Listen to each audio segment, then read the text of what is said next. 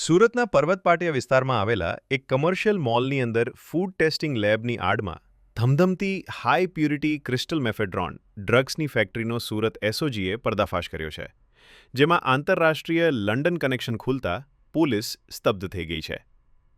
અમરોલીમાંથી 236 ગ્રામ drugs સાથે ઝડપાયેલા જીલ ઠુમ્મરની કબૂલાત બાદ પોલીસે પોલારિસ શોપિંગ સેન્ટરની લેબમાં દરોડા પાડી ડ્રગ્સ બનાવનાર સિનિયર ટેકનિશિયન સહિત કુલ 3 શખ્સની ધરપકડ કરી છે.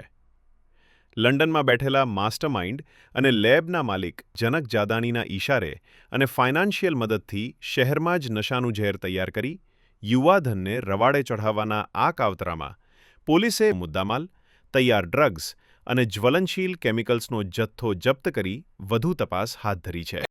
પોલીસે આ મામલે ડ્રગ્સ બનાવનાર મુખ્ય સૂત્રધાર બ્રિજેશ વ્રજલાલ ભાલોડિયાની ધરપકડ કરી છે, જે પોતે સિનિયર લેબ ટેકનિશિયન છે.